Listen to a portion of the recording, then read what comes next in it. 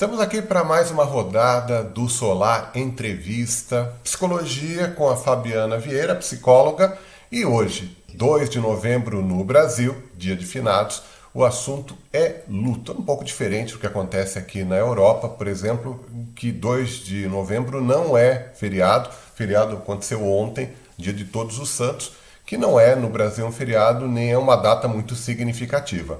Aqui sim, na verdade, uma sequência de datas ali, né? 31 de outubro, que é o Halloween, que é festejado aqui na Europa, é de uma forma bem diferente do Brasil, e você vê as crianças saindo ali para pedir os doces nas casas, é bem divertido até de acompanhar. O dia 1º, que é um feriado, e o dia 2, aí sim, a data que nós temos no Brasil consagrada aos mortos. E nessa questão de luto, eu já vou começar fazendo uma pergunta para a Fabiana, que depois desse período eleitoral pode parecer enviesada, porque o que a gente vê nas redes sociais é muita gente se dizendo enlutada, em luto, colocando tarja preta em virtude do resultado da eleição. Afinal de contas, Fabiana, se a gente considerar ali os aspectos técnicos da psicologia, esse tipo de situação pode ser considerada luto? Não se define como luto, porque luto tem a ver com perda, né? Tem a ver com uma elaboração de algo que você tinha, geralmente uma pessoa, né, via de regra, ou um projeto de vida, eventualmente. Pode-se fazer luto por projeto de vida também, perda de um projeto, mas nesse caso tem mais a ver com frustração. Né? Tem a ver com uma frustração porque aquilo que eu queria, aquilo que eu almejava, aquilo que eu, com os meus valores, o resultado eleitoral, ele não reflete a minha vontade. Então, as pessoas dizem que estão enlutadas, mas tem mais a ver com raiva e frustração pelo resultado. Não tem nenhuma relação com o luto, com a definição do que seja luto para a psicologia. Então, efetivamente, o que é o luto e quando pode ser considerado luto? A perda de um relacionamento pode ser considerado um luto?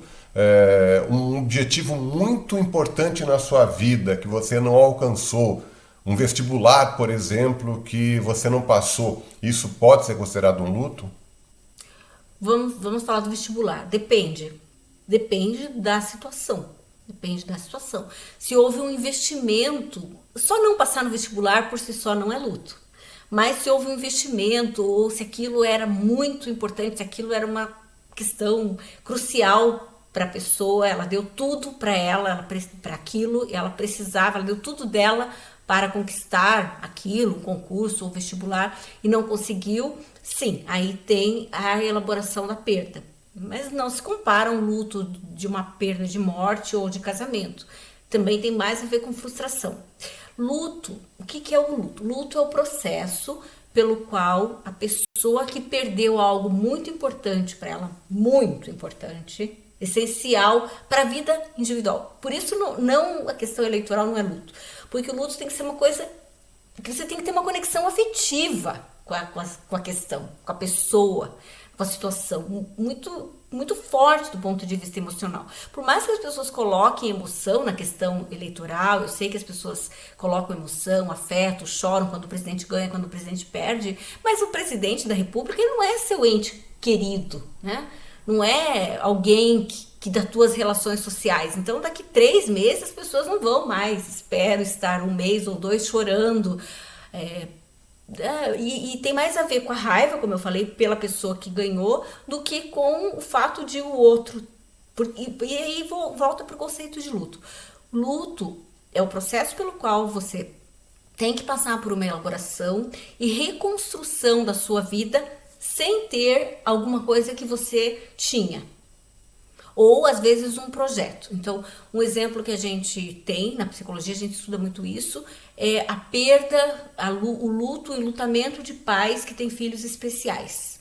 Hoje, às vezes o luto acontece antes na gestação, quando já se sabe, mas muitas vezes só é descoberto que o filho tem uma síndrome, por exemplo, uma síndrome de Down, ou às vezes o autismo vem depois.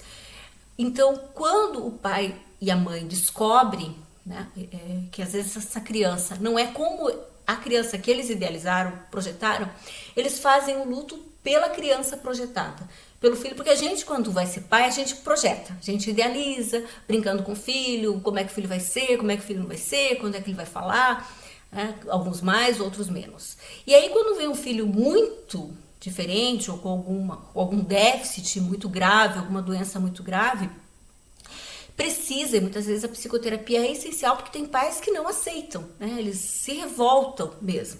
E esse processo de luto, nesse caso específico, por exemplo, da criança especial, tem duas coisas que têm que ser feitas ao mesmo tempo. O processo de luto, nesse caso, tem que ser elaborar a perda do filho projetado, do filho idealizado, e elaborar a relação com esse filho que veio, filho real que veio com os déficits que ele veio, né?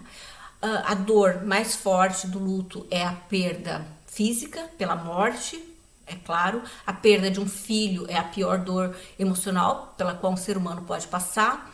E a segunda pior dor de luto é a dor do divórcio. O divórcio se considera um luto, principalmente em relacionamentos. Quanto mais longo o relacionamento, mais longevo, com mais anos, maior o enlutamento e a dor, mesmo que o relacionamento já não estivesse bom, mesmo pessoas que relatam, por isso que às vezes muitas pessoas em relacionamentos tóxicos, elas se recusam, aí por vários motivos, mas eu que atendo pessoas que se divorciam, muitas vezes que já se divorciaram, eu ajudo às vezes até no processo de divórcio, às vezes as pessoas mesmo em relacionamentos ruins, elas resistem, porque elas sabem que é difícil.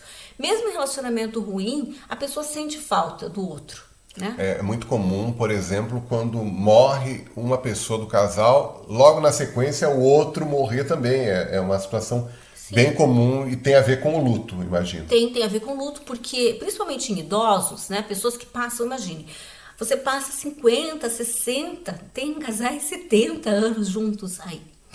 A vida fica completamente sem sentido. O cônjuge, ele não quer mais viver.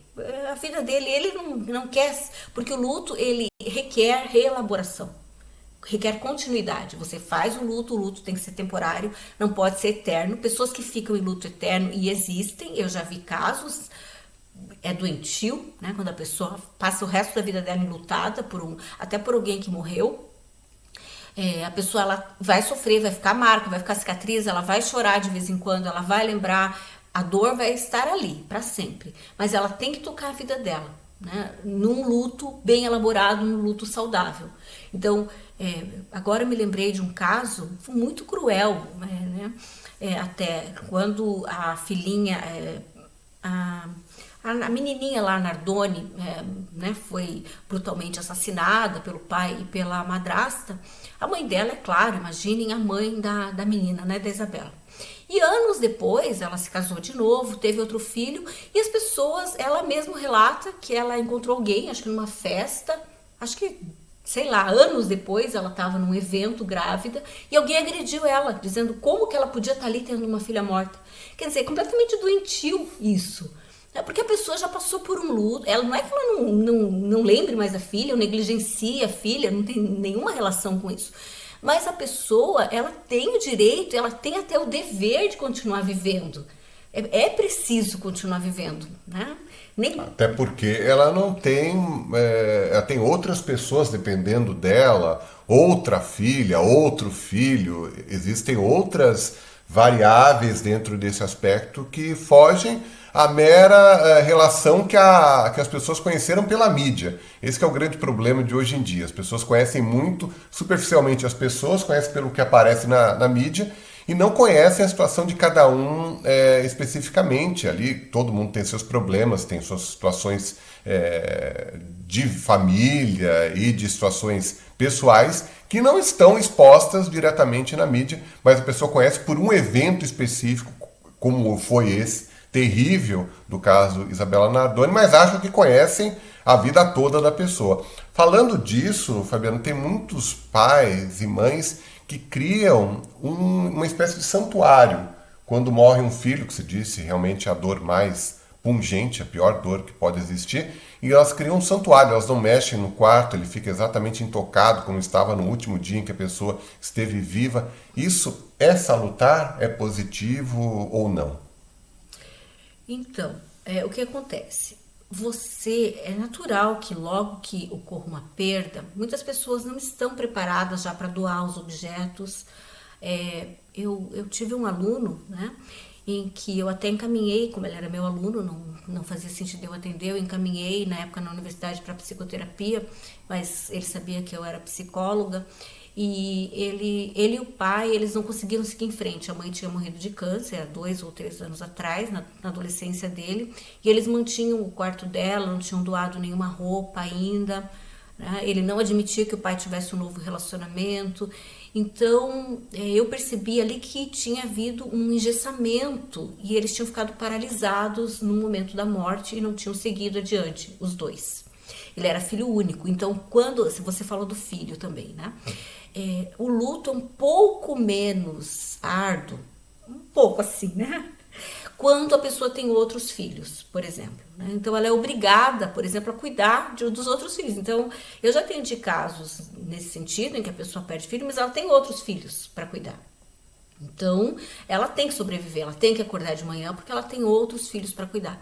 Se é um filho único, é claro que... Então, não existe um tipo de luto apenas. E a dor de cada um, como cada um lida com a perda, é muito diferente. Até no divórcio, né? Eu me lembrei aqui de uma situação de casal em que o marido, sofreu muito mais o processo do que ela quis o divórcio. Então, rapidamente, ela se reergueu emocionalmente, porque era uma decisão que ela demorou muito. O luto dela foi anterior, é engraçado, né? Ela fez o luto, então isso pode acontecer também, é interessante. Por exemplo, no caso do divórcio, que a gente considera luto. Até ela descobrir que ela queria o divórcio, ela tinha muito medo e ela sim lutou por aquele casamento de anos. Mas quando ela tomou a decisão, ela já tinha feito a elaboração. Então, quando a coisa se confirmou, ela já estava bem. É similar com o que acontece, por exemplo, quando uma pessoa da família passa por uma doença muito prolongada e diferentemente do que acontece com uma morte trágica, num acidente, por exemplo. Exatamente, a mesma relação. Então, se você tem, por exemplo, o câncer, um longo câncer, né? Ou a pessoa fica meses no hospital, ou semanas no hospital. Então, tem um período de preparação emocional. Então, o enlutamento, por exemplo, no caso do coma, vai acontecendo naquele período. Não é que quando é dada a sentença, né, é dito, né, que a pessoa de fato morreu, faleceu, não vai haver choro ou comoção. Mas houve um processo, as pessoas já choraram antes, porque elas anteviram o sofrimento. Então, o processo de elaboração, até porque assim, num câncer, né, um câncer terminal, tem tempo para despedida, tem tempo para perdão, aquelas coisas dramáticas, mas é exatamente, as pessoas conversam, as pessoas resolvem pendências emocionais, as pessoas falam coisas que elas não tinham deixado de falar, então elas resolvem questões. Então o processo de sofrimento é aquele processo, o enlutamento mais intenso é durante esse processo de hospitalização ou de doença. Quando o óbito acontece, aí é o fato, né? Mas já é um pouco mais fácil do que uma morte trágica, de acidente ou violenta. Aí é muito pior, muito pior. E, por exemplo, né? Agora eu me lembrei do caso da Zuzu Angel, que é uma coisa horrorosa. Porque qual que era a luta dela? Encontrar o corpo do filho. O Chico até fez a música, né? Então, Angélica. O Chico escreveu a música e tem o filme também.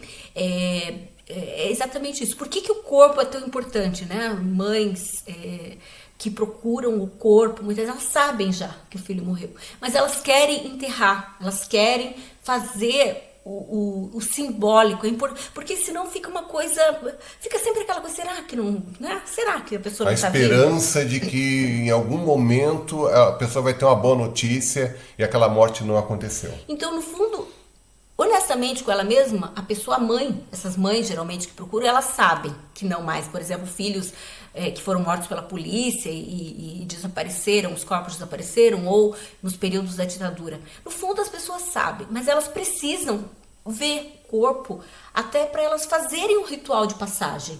É uma necessidade humana, o luto é uma necessidade atávica humana. Então, não é uma necessidade criada pelas religiões.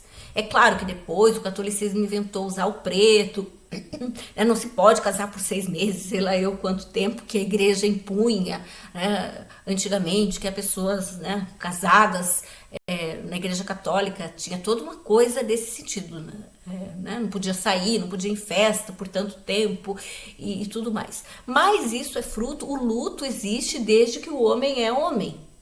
Porque é necessário, o luto é necessário. Pessoas que não fazem, é mentira, né? Quando a pessoa não faz luto é porque ela desenvolveu alguma doença. Então, quando a pessoa mascara.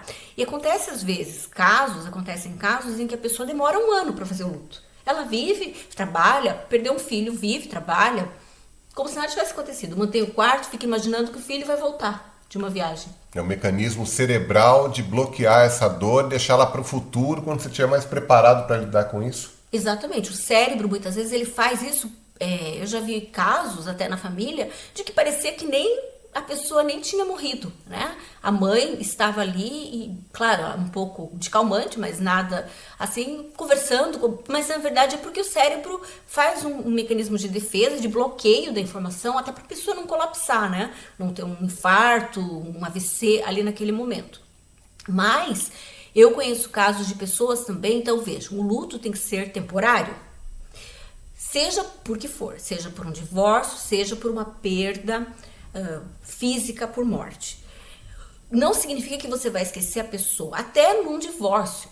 Eu acredito que em divórcios bem resolvidos, se é que isso é possível, você vai lembrar, mesmo que você tenha um novo relacionamento, um recasamento, você viveu 10 anos com a pessoa, você tem uma história com aquela pessoa, não dá pra negar que você tem uma história. Então, você tem um retrato daquele companheiro, companheira, né? Agora, pessoas, por exemplo, que não jogam fora nenhuma foto, colocam um porta-retrato do ex-marido, né? Eu conheço um caso que eu atendi, de um paciente, ele também tinha culpa dele, é claro, porque ele não soube dar o basta na situação, mas em que a ex-mulher dele, 15 anos depois, ainda não tinha superado o fim do relacionamento. Ele já estava no novo relacionamento, ele teve um filho 10 anos depois e ela ainda fazia alienação parental com a filha deles, que já era adulta na época, né? A própria menina desenvolveu uma doença porque a mãe era adoentada, a mãe não tinha resolvido o final do casamento e a moça também, então a família toda ficou doente porque não houve uma elaboração saudável, uma coisa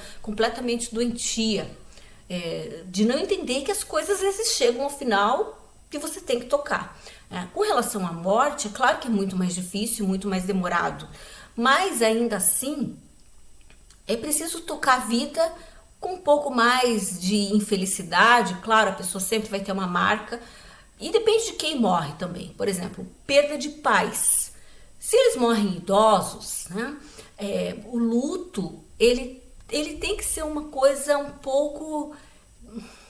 Tem que haver o luto, porque é preciso, você vai sentir falta, os pais são uma referência no mundo, mas se você é adulto e perde pais idosos, por exemplo, tem a ver com entender o processo de vida e morte. Então, saber que tudo tem uma finitude, né? Então, assim, pais idosos vão morrer, né? É inevitável.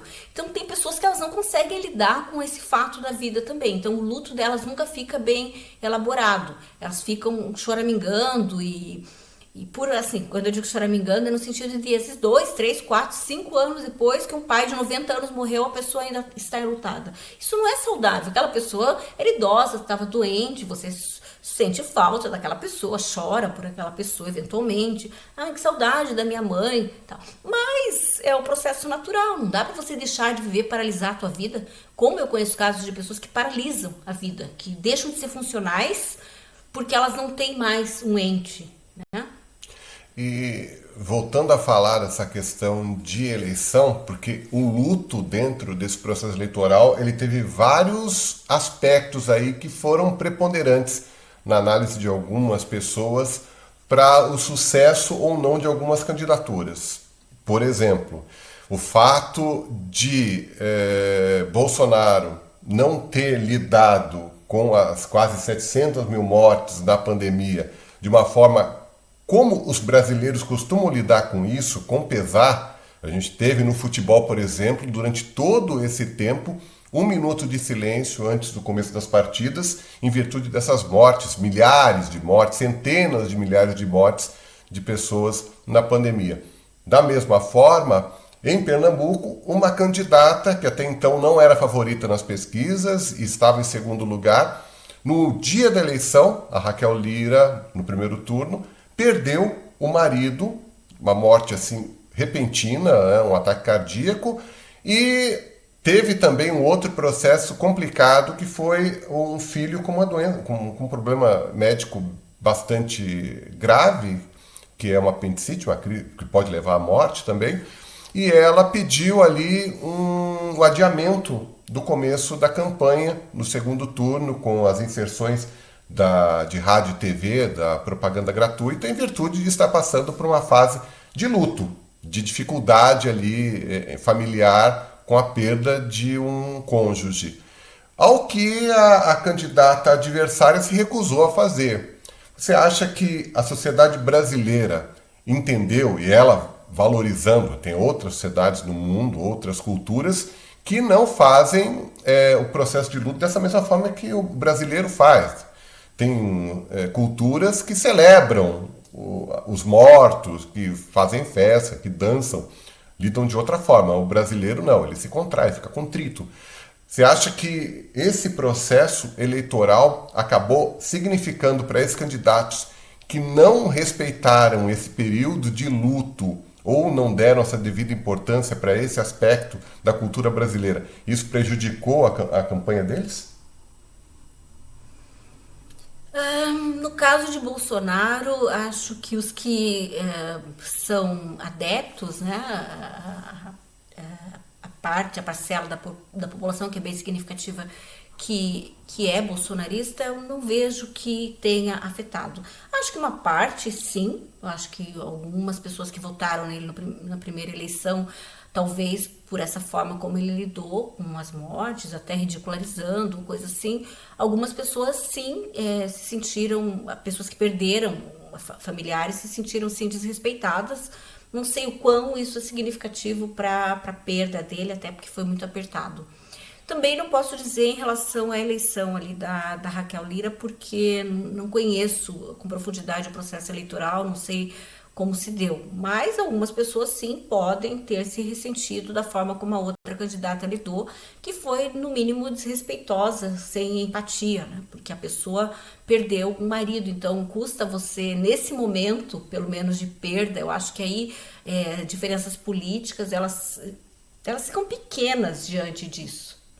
Como quando, por exemplo, o Lula, o netinho do Lula faleceu e muitos, ou esposas, né, a Ruth, ou a própria Marisa faleceu, outros adversários vão, cumprimentam, que é uma questão de nobreza até humana, né? Você passar por cima nesse momento, mesmo que você não goste do seu adversário, mas pelo menos manda um bilhete, um telefonema. Mostra solidariedade. Mostra solidariedade, condolência, pelo menos, não sei nem se solidariedade, mas pelo menos condolência, sentimento, respeito pelo sentimento, porque é um ser humano que está lidando com uma perda. Então, às vezes as pessoas confundem um pouco raiva política, misturam, né, um pouco.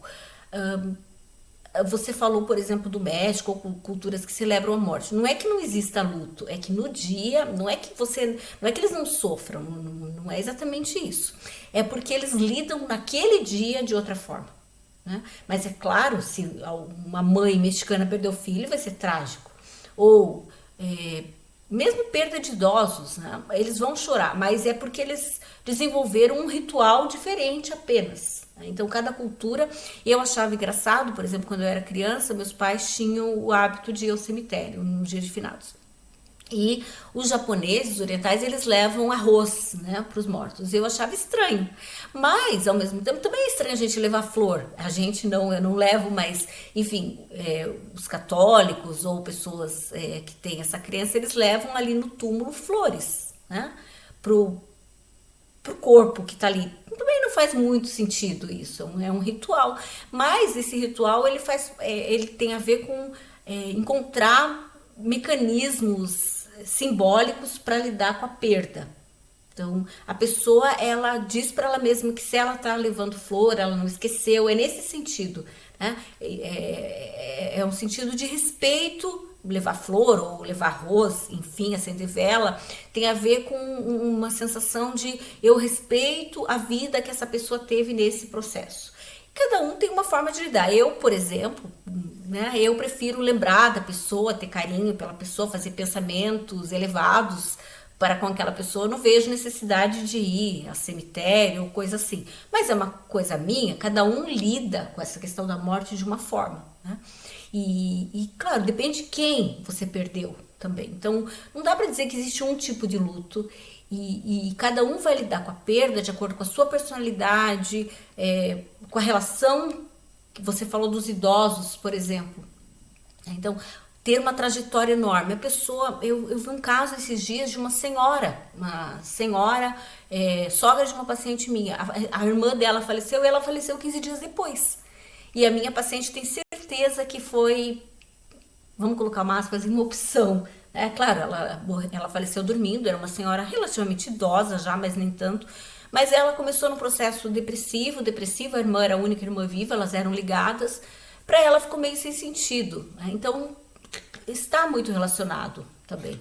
Bom, a gente está chegando ao final já do nosso tempo para essa entrevista, mas tem muitas outras questões ligadas ao luto que a gente pode conversar em uma próxima oportunidade. Então, como cada faixa etária da família lida com isso, como deve lidar, se as crianças devem ser informadas da morte, como isso deve ser levado em consideração, os idosos, morte de um cônjuge, tudo isso a gente pode conversar numa próxima oportunidade. Fica aí então um teaser para uma próxima edição do Solar Entrevista Psicologia, falando de luta, inclusive da questão agora que na Europa já é uma realidade, que é da eutanásia. Então a gente pode inclusive falar sobre isso numa próxima oportunidade. Mas por hora eu queria saber, para a gente fechar, Fabiana, como é que a terapia, como é que a psicologia pode ajudar quem se encontra nesse período de luto? Como é que se supera isso com a ajuda de um terapeuta? Então, a primeira coisa, eu já acompanhei pessoas em processo de luto, a primeira coisa é a pessoa falar muito sobre a perda, sobre a dor, é deixar a pessoa falar. Não tem muita intervenção ali de fala do psicoterapeuta, é mais deixar a própria pessoa falar da dor, falar da raiva que ela sente. Eu me lembrei agora de um caso de uma paciente que a criança, ela teve o bebê saudável e o bebê teve algum probleminha leve, ela voltou para casa e por algum erro, que ela não sabe até hoje qual, médico ou de enfermagem, o bebê veio a óbito. Ela chegou no hospital 2 ou 3 dias depois, quer dizer, ela ia todos os dias, mas 2 ou 3 dias depois do nascimento dele, tido como uma criança saudável, ele havia ido a óbito. Então, o que aconteceu com essa paciente? Ela tinha que falar da raiva dela, né? Da raiva, da angústia, do sofrimento, das roupinhas que ela fez e não pôde usar, né? Era um menino, da frustração, porque tinha sido muito planejado, muito desejado. E depois que ela tinha falado, a gente começou a reconstruir, uma moça jovem, né? O futuro profissional dela, o que ela ia fazer, a possibilidade de ter outro filho. Agora já se passaram algum tempo, ela já tem, né, uma menininha, tá feliz com a menininha. Não é que ela não tenha perda, o sentimento de perda e dor por aquele bebê, né, que tem que enterrar, inclusive, nesse caso. Mas eu atendi muitos casos, recentemente ainda atendi um caso desse tipo também, em que a mãe teve que enterrar o bebezinho, né? Então, você primeiro deixa a pessoa falar sobre a raiva dela, sobre a frustração. E depois você tenta, junto com a pessoa, né, reconstruir, ressignificar aquela perda para reconstruir novos processos, para poder seguir adiante. Então, fica aí o toque, algumas dicas da Fabiana para lidar com esse processo tão difícil e que todo mundo passa por isso necessariamente em algum momento da vida. Então, o Solar Entrevista volta na semana que vem com a Fabiana Vieira, que daqui a pouco vai lá para Luxemburgo para atender perto da Gara, ali no centro da Ville, centro de Luxemburgo, no consultório. E então, se você precisar de alguma ajuda nesse sentido, de algum auxílio psicológico, fica o toque, fica a dica para quem está aqui na região, em Luxemburgo, na fronteira, França, Alemanha, Bélgica, e pode se deslocar ou então fazer atendimento online. O DocTena tem ali os dados da Fabiana para poder marcar a consulta, que é um sistema bastante utilizado aqui pela comunidade que vive nessa região. Ou também você encontra a Fabiana no canal Psiconversa e ainda pelas redes sociais Então, qual é o endereço, Fabiana? Fabivieira.psico, né? Desculpem, no Instagram. Tá bom? Então, é isso. Até um próximo, então, Solar Entrevista Psicologia. A programação da Abril continua agora com o Relax, música relaxante para você no final do seu dia de trabalho.